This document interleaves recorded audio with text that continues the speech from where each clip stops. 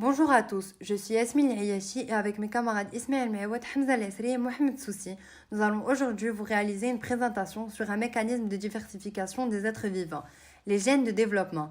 Nous essayerons donc de voir en quoi les gènes de développement assurent-ils la diversification des êtres vivants. Notre présentation sera divisée en 4 parties. Une première partie qui fera guise d'introduction avec définition des mots-clés. Nous parlerons ensuite du rôle, du lieu, de l'intensité et de la durée d'expression d'un gène de développement dans la diversification des êtres vivants. Tous les organismes à reproduction sexuée sont soumis à une diversité des individus ou encore ce que l'on peut appeler l'unicité génétique. Cette diversité résulte principalement du brassage intra- et interchromosomique qui s'effectue durant la méiose. De plus, la fécondation vient elle aussi amplifier ce brassage allélique. Cependant, la diversité des êtres vivants ne se limite pas seulement à ces deux phénomènes, elle s'élargit et présente de nouveaux mécanismes. En effet, de très nombreux gènes contrôlent en partie les étapes du développement embryonnaire.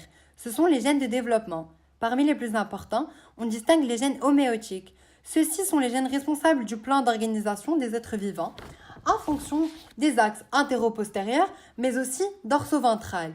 Ils permettent aussi la synthèse de protéines qui contrôlent l'expression d'autres gènes. D'après l'analyse du document 1, on peut ainsi dire que chez les animaux, mais aussi chez l'homme, le développement embryonnaire est génétiquement déterminé. De plus, il existe des gènes de développement contrôlant toutes les étapes du développement embryonnaire et jouant un rôle dans la construction morphologique des êtres vivants. On en déduit que les gènes homéotiques sont des gènes de développement. Ils sont ainsi impliqués dans la mise en place des régions complètes du corps d'un organisme. On retrouve donc ces gènes chez de très nombreux animaux. Il y a donc une similitude des gènes homéotiques chez un grand nombre d'espèces animales. Cette ressemblance va donc montrer une origine commune. Ainsi, des groupes très différents d'organismes possèdent les mêmes gènes homéotiques, ce qui suggère que les différences morphologiques ne viennent donc pas directement des différences entre les génomes. En effet, il semble possible de former des organismes différents avec les mêmes gènes de développement, en modifiant soit l'intensité, soit les domaines d'expression, donc le lieu, soit la chronologie. Ce qui nous amène à notre problématique, au cours de laquelle nous essayerons donc d'étudier en quoi ces 3 facteurs vont permettre d'assurer la diversification des êtres vivants. Pour cela, on va étudier 4 gènes différents. Le gène BMP4, HOXD13, HAR1 et ASPM. Nous avons étudié le cas du gène HOXD13. Nous avons donc ce document qui décrit le rôle du gène HOXD13 dans l'édification des membres des êtres vivants. On apprend d'après ce document que le gène HOXD13 est un gène de développement, ayant un rôle clé dans la région dans laquelle il s'exprime.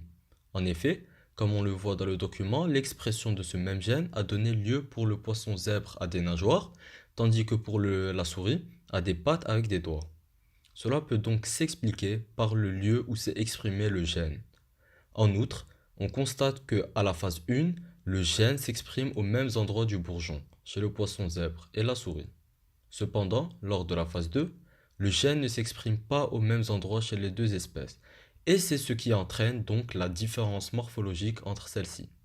Ce qu'il faut donc retenir pour ce gène, c'est que le gène HOXD13 est présent chez les poissons zèbres et chez les mammifères, et va dans tous les cas contribuer à la formation du membre intérieur.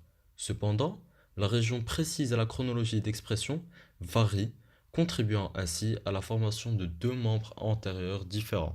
Nous allons donc maintenant étudier le rôle de l'intensité de l'expression de ces gènes de développement. Nous allons donc étudier le cas du gène BMP4. Donc nous avons donc ce document, qui est le document soumis à notre étude, qui représente donc la corrélation entre l'expression du gène BMP4, donc plus précisément donc l'expression du gène BMP4 qui est elle obtenue grâce à l'étude de la quantité d'ARN dans la mésenchyme. Et on essaie donc d'étudier donc une corrélation entre l'expression du gène BMP4 et la taille du bec de l'oiseau. En étudiant le document fourni, nous avons constaté que plus le gène est exprimé, et donc plus la couleur du mésenchyme est bleu foncé, et plus le bec du pinson est grand. Donc, on a déduit que l'intensité de l'expression du gène BMP4 dans le mésenchyme est plus élevée chez les pinsons à gros bec. On peut donc émettre dès lors l'hypothèse que l'intensité de l'expression du gène BMP4 a des conséquences sur la taille du bec, et donc sur les différences morphologiques. Le document 3B nous montre les résultats d'une expérimentation qui a été réalisée par des chercheurs de Harvard. Donc on a 3 images. Donc la première, la première, elle représente donc l'embryon d'oiseau témoin, qui est donc non modifié. La deuxième, elle représente un embryon donc, qui surexprime le gène BMP4. Et la troisième, un embryon sous-exprimant le gène BMP4. Donc dans ce document, les flèches rouges, elles représentent la hauteur du bec, donc du pinson. On constate donc qu'une plus forte expression du gène BMP4 chez l'embryon dans la future région du bec est à l'origine de la formation d'un bec de plus grande taille. Donc on peut en déduire que ce qu'il faut retenir, surtout pour ce gène, c'est donc le rôle de l'intensité qui est que le gène BMP4, en fait, il est présent chez différentes espèces de pinsons.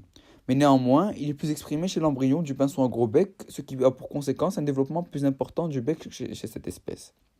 Dans cet exemple que nous avons vu là, on constate que les mêmes gènes peuvent avoir des conséquences différentes sur le développement du fait d'une intensité d'expression différente.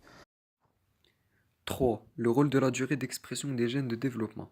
Le document étudié nous explique le rôle des gènes de développement dans l'acquisition du phénotype. En effet, on constate d'après le document que les différences phénotypiques, ici morphologiques entre l'homme et le chimpanzé, résident donc de la durée d'expression du gène ASPM. En effet, on constate que chez l'homme, la durée d'expression du gène est 4 fois plus importante que celle chez le chimpanzé, 8 contre 2 semaines.